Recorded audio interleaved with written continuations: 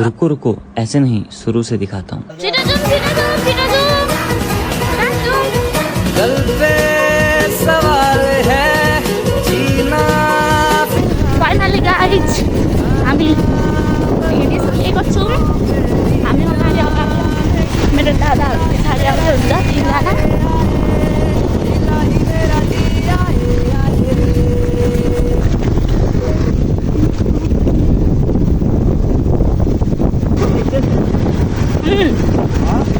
देख्छु हेर्नु गाइज हामी चाहिँ यो माथिको पाहाडदेखि अलिकति तल झर्नुपर्ने हो। फाइनली गाइज हामी हाइवे निस्किसकेको छौँ।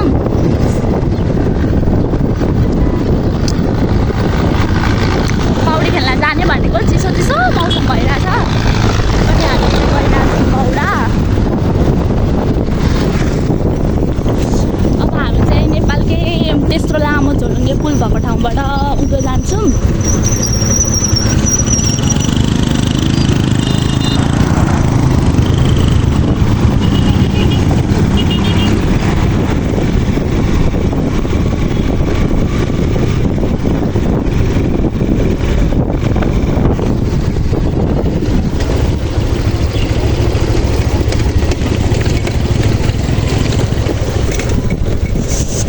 नेपालको त्यस्तो लामो झोलुङ्गे पुल,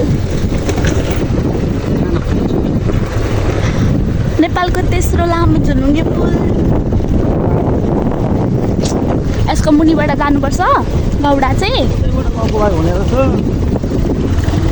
गाइज बाटो चाहिँ एकदमै खतरा बिग्रेको रहेछ। भर्खर भर्खर बनाएको बाटो हो, सो हल्का अप्ठ्यारो त भइहाल्छ। त्यो पनि हामी जाँदैछौँ।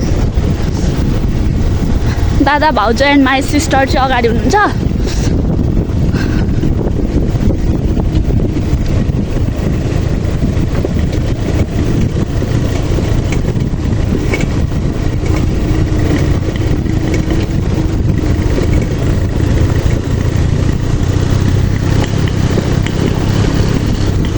गाइज हामी चाहिँ खोलाको छेउमा आइपुगेछौँ। सो दादाहरूलाई पर्खिरहेछौँ। दादाहरू आउँदै हुन्छ।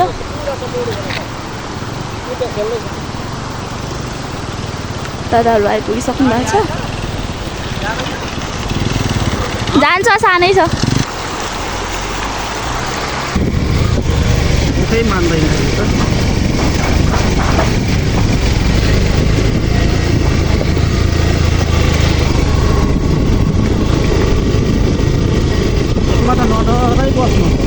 ल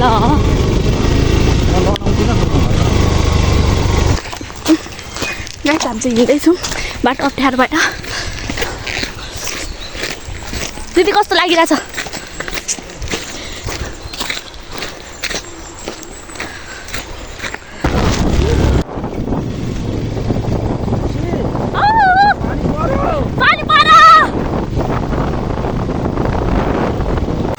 सरी गाइस, पानी परो बाटोमा मैले ब्लग बनाउनु पाइनँ आदि। हामी चाहिँ गौडाको ओह्रालो झर्दैछौँ। भाउजू कस्तो लागिरहेछ? एकदमै रमाइलो। गाइस मेरो बुढा र मेरो दादा चाहिँ हराउनु भयो। हामी तिनजना मात्रै छौँ। हामी त जाँदैछौँ पौडी खेल्न। नजिकै आइपुगिसक्यौँ। त्यो अलैँची हो, हजुरहरूले खानुभएको छ कि छैन? यसको फेदमा एउटा दाना दाना लाग्छ हो, त्यो खानुपर्छ, दबाई पनि हुन्छ। हामी चाहिँ गौडाको मासतिर लोटाल छेउ आइपुग्यौँ।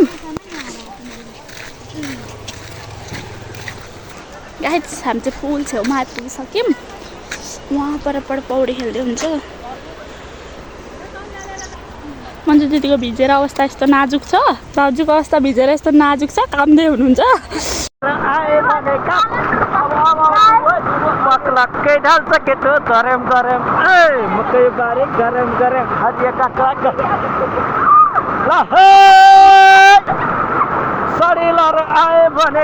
चस्मा लाए भने पक्लक्कै ढल्छ के त दरेम दरेम ए बक्के बारी करेम करेम दरेम दरेम साथी बस्यो ल उठ्याएर दाजु